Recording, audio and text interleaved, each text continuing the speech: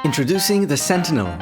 This is a modular plug-and-play disconnectable external TC flank base with peak downs and an elevated walkway, including 4 beds, 2 lockers, turrets and some storage.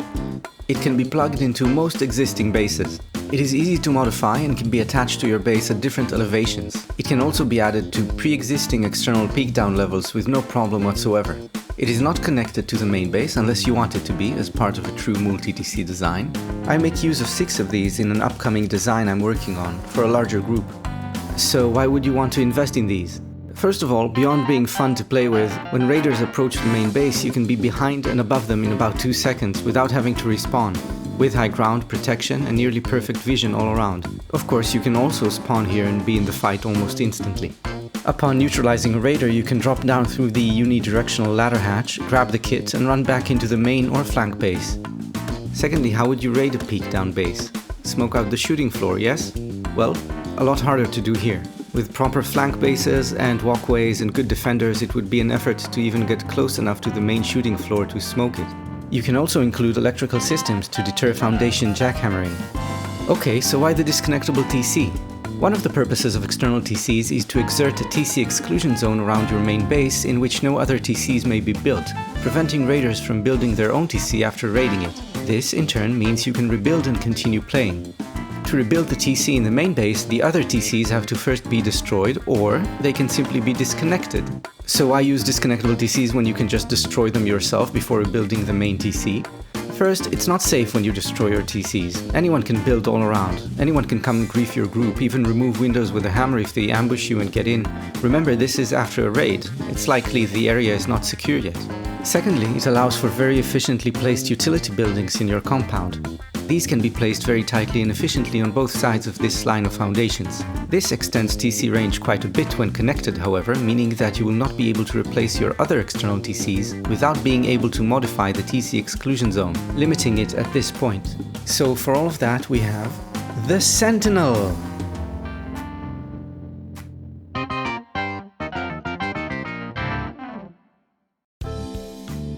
Here I will demonstrate a standalone version built at 2.5 floors high, from a non-honeycombed wall. Near the end of the video I show the little adjustments necessary if you build higher and with honeycomb. First, our main base has to have some kind of high window or doorway to connect the walkway to. We start by building 9 square foundations out from the main base. The last square we keep, the rest we remove. From the remaining square we will build triangle foundations towards the base in a snaking pattern until we nearly touch it. This last triangle we keep, the rest we remove. From the remaining triangle we build out 5 square foundations, followed by a raised metal triangle on which we shall place a tool cupboard, enclosed behind metal walls and a stone window frame. Next, we upgrade all remaining foundations to metal except for the second square here, which is removed.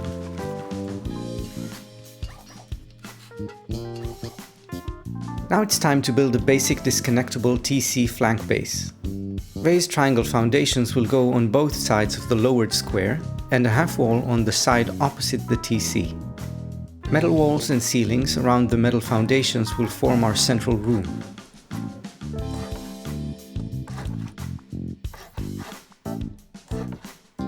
The room will then be closed with a garage door and a stone window frame.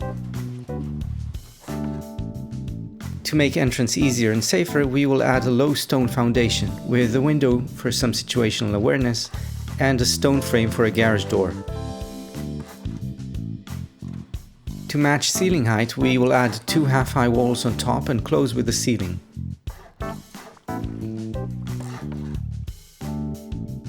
A turret can go here, aiming towards the main base. Now we will connect the TC to the walkway so as to extend the TC exclusion zone. A metal roof will be attached to this foundation here, and what actually connects this roof to the main structure is this wooden triangle. It can also remain twig. I also highly suggest to add another turret pod on this side of the base as well, to make approaching the main base as difficult as possible. For the time being you can use solar power to operate these or just add them after we finish building the... What was that? Could it be Andy Dick, the interior decoration fairy?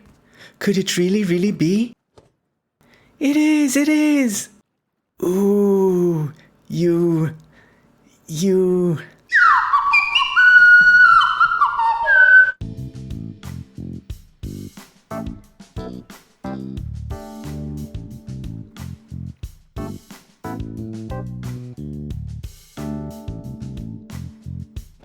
To start on our more elaborate flank base, we will climb to the second floor and enclose a room with stone walls over the metal floors.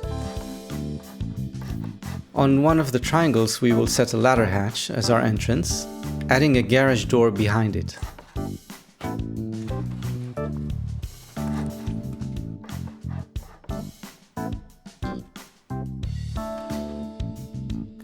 With that done, we will set 3 triangles in... Oh, could it be? Could it really be? Andy Dick, the interior decoration fairy, strikes again! A double bedroom, a locked locker behind an embrasure, and a battery compartment. Truly, we have been blessed. Alright, so the layout is pretty simple. 3 triangles go on each side of the central square. If worried about soft side picking, these can be upgraded to metal. 2 stone frames will go on the triangles looking towards the main base, with 2 prison cell doors in them. Then follow 2 stone window frames on each side of the shooting floor, closed with metal embrasures.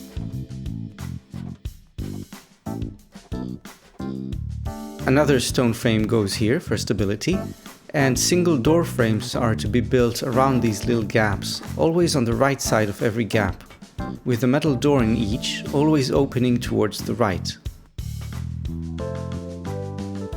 Ceilings are built matching the floor.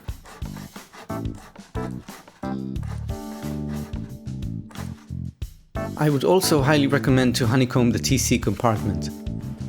Stone or metal both work. If you want metal honeycomb, I suggest armoring the triangle directly above the TC at an earlier stage, so as to guarantee high rocket rate costs from the backside of the flank base.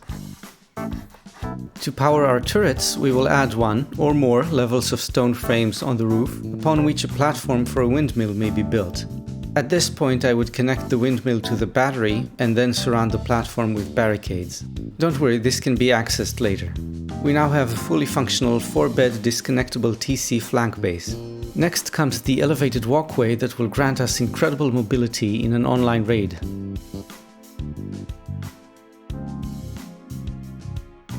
This is a pretty simple step actually. First we will establish metal frames like this. Since we're building 2.5 walls high in this case, it will mean 2 frames and 1 metal half wall. 2 more frames will go here. More foundations and frames can offer more resilience, but aren't really that necessary. These here are necessary, however. Then all we have to do is to build a simple windowed walkway from the main base towards the flank base, replacing one of the floors with a ladder hatch. As we near the flank base, we will set 3 triangle floors opposite the 3 that jut out from it, and add a door frame here, with another prison cell door inside. We will then finish the walkway with window frames, ceilings, and metal embrasures.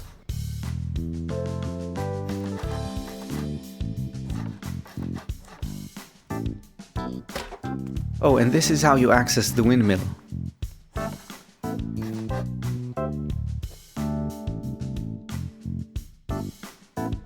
If we already honeycombed the main base, or if we want our shooting floor 3 elevations up, not 2.5, not a problem. If there is honeycomb, instead of 9 squares as originally, lay out twig triangles like this, and then go out 10 squares, then continue as before. If the connection is 3 elevations up, build 3 floor frames. This means that the second floor bedroom will have to be a half wall higher, but it also gives us more storage room. And there we have it, the Sentinel. The latest in standalone Disconnectable TC 2 double bedroom auto turret bearing peak down floor and elevated walkway flank bases. It's gonna give raiders a hell of a headache. So enjoy it, and blessed be.